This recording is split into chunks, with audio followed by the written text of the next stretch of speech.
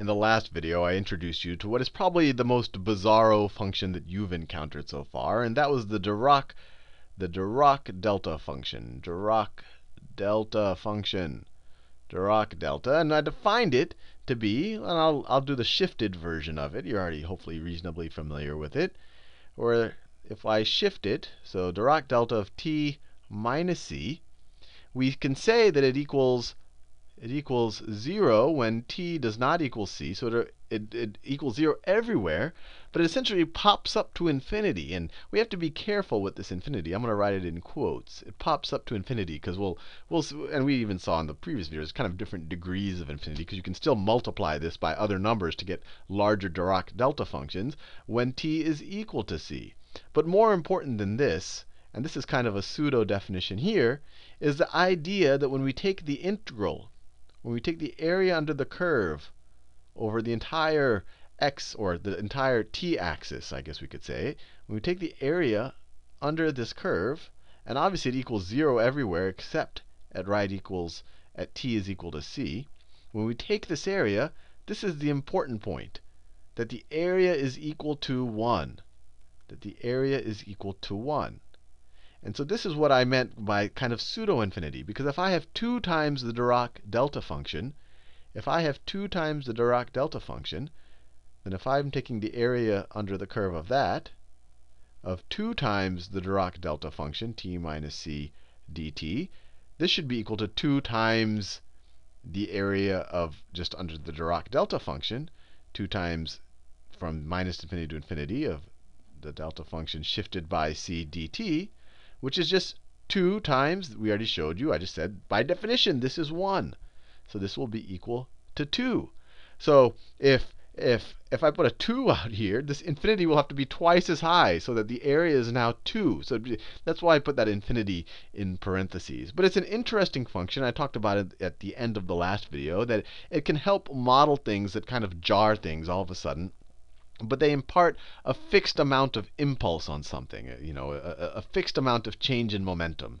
And we'll understand that a little bit more in the future. But let's kind of get the mathematical tools completely understood. And let's try to figure out what the Dirac delta function does when we multiply it, what it does to the Laplace transform when we multiply it times some function. So let's say I have my Dirac delta function, and I'm going to shift it. That's a little bit more interesting. And if you want to unshift it, you just say, OK, well, c equals 0. What happens when c equals 0? And I'm going to shift it and multiply it times some arbitrary function f of t. If I wanted to figure out the Laplace transform of just the delta function by itself, I could set f of t is equal to 1. So let's take our Laplace transform of this. And we can just use the definition of the Laplace transform. So this is equal to the area from 0 to infinity underneath, or we could call it the integral from 0 to infinity, of e to the minus st, that's just part of the Laplace transform definition, times this thing, and I'll just write it in this order, times f of t times our Dirac delta function. Delta t minus c, and times dt. Now, here I'm going to make a little bit of an intuitive argument. A lot of the math we do is kind of, especially if you want to be very rigorous and formal, the Dirac delta function starts to break down a lot of tools that you might have not realized it would break down. But I think intuitively we can still work with it. So I'm going to solve this integral for you intuitively, and I think it'll make some sense. So let's draw this. Let me draw this, what we're trying to do. So let me draw what we're trying to take the integral of. And we only care from 0 to infinity, so I'll only do it from 0 to infinity. And I'll assume that c is greater than 0, that the delta function pops up someplace in the positive t-axis. So what is this first part going to look like? What is that going to look like? E to the minus st times f of t. I don't know. It's going to be some function. E to the minus st starts at 1 and drops down, but we're multiplying it times some arbitrary function. So I'll just draw it like this. Maybe it looks something like this. This right here is e to the minus st times f of t. And the f of t is what kind of gives it its arbitrary shape. Fair enough. Now, let's graph our Dirac delta function. It's 0 everywhere, except right at c, right there, it pops up infinitely high, but we only draw an arrow that is of height 1 to show that its area is 1. I mean, normally when you graph things, you don't draw arrows, but this arrow shows that the area under this infinitely high thing is 1. So we do a 1 there. So if we multiply this, right, we care about the area under this whole thing. When we multiply these two functions, when we multiply this times the delta function, this is, let me write this. This is the delta function shifted to c. If I multiply that times that, what do I get? This is kind of the key intuition here. Let me redraw my axes. And I'll try to, let me see if I can do it a little bit straighter. OK. Don't judge me by the straightness of my axes. So that's t. So what happens when I multiply these two? Everywhere, when t equals anything other than c, the Dirac delta function is 0, right? So it's 0 times anything. I don't care what this function is doing. It's going to be 0. So it's going to be 0 everywhere, except something interesting happens at t is equal to c. At t equals c, what's the value of the function? Well, it's going to be the value of the Dirac delta function. It's going to be the Dirac delta function times whatever height this is, right? This is going to be this point right here, or this right there, that point. This is going to be this function evaluated at c. So it's going to be, I'll mark it right here on the y-axis or on the f of t, whatever you want to call it. This is going to be e to the minus sc times f of c. All I'm doing is I'm just evaluating this function at c. So that's the point right there. So if you take this point, which is just some number, it could be 5, 5 times this, you're just getting 5 times the Dirac delta function. Or in this case, it's not 5. It's this little more abstract thing. I could just draw it like this. When I multiply this thing times my little delta function there, I get this. The height, it's a delta function, but it's scaled now. It's scaled, so now my new thing is going to look like this. If I just multiply that times that, I essentially get e to the minus sc times f of c. This might look like some fancy function, but it's just a number when we consider it in terms of t. S, it'll become something when we go into the Laplace world, but if from t's point of view, it's just a constant. All of these are just constants, so this might as well just be 5. So it's this constant times my Dirac delta function times delta of t minus c. When I multiply that thing times that thing, all I'm left with is this thing. And this height is still going to be infinitely high, but it's infinitely high scaled in such a way that its area is going to be not 1, and I'll show it to you. So what's the integral of this thing? Right? Taking the integral of this thing from minus infinity to infinity, since this thing is this thing, it should be the same thing as taking the integral of this thing from minus infinity to infinity. So let's do that. Actually, we don't have to do from minus infinity. I said from 0 to infinity.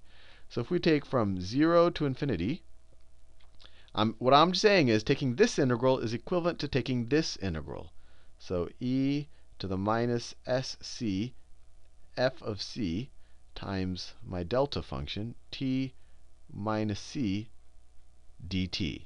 Now, this thing right here, let me make it very clear. I'm claiming that this is equivalent to this, because everywhere else, the delta function zeroes out this function, so we only care about this function, or e to the minus st f of t, when t is equal to c. And so that's why we were able to turn it into a constant. But since this is a constant, we can bring it out of the integral. And so this is equal to, I'm going to go backwards here just to kind of save space and still give you these things to look at. If we take out the constants from inside of the integral, we get e to the minus sc times f of c times the integral from 0 to infinity of f of t minus c dt. Oh, sorry, not f of t minus c. Let me see how far back I can. Times, this is not an f. I have to be very careful. This is a delta. Let me do that in a different color. I took out the constant terms there, and it's going to be of delta of t minus c dt. And dt, let me get the right color, dt. Now, what is this thing by definition? This thing is 1. I mean, we could put it from minus infinity to infinity. It doesn't matter. The only time where it has any area is right under c. So this thing is equal to 1. So this whole integral right there has been reduced to this right there, because this is just equal to 1. So the Laplace transform of our shifted delta function times some other function is equal to e to the minus sc times f of c. Let me write that again down here. Let me write it all at once. So the Laplace transform of our shifted delta function, t minus c, times some function f of t, it equals e to the minus c. Essentially, we're just evaluating e to the minus st evaluated at c. So e to the minus c s times f of c. We're essentially just evaluating these things at c. This is what it equals. So from this, we can get a lot of interesting things. What is the Laplace transform? Actually, what is the Laplace transform of just the plain vanilla delta function? Well, in this case, we have c is equal to 0, and f of t is equal to 1, right? It's just a constant term.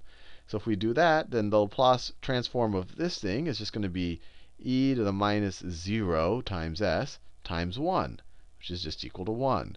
So the Laplace transform of our delta function is 1, which is a nice, clean thing to find out. And then if we wanted to just figure out the Laplace transform of our shifted function, the Laplace transform of our shifted delta function, this is just a special case where f of t is equal to 1. Right? This is just f of, we could write it times 1, where f of t is equal to 1. So this is going to be equal to e to the minus cs times f of c, but f is just a constant, f is just 1 here, so times 1, or it's just e to the minus cs. So just like that, using a kind of a visual evaluation of the integral, we're able to figure out the Laplace transform for a bunch of different situations involving the Dirac delta function. Anyway, hopefully you found that reasonably useful.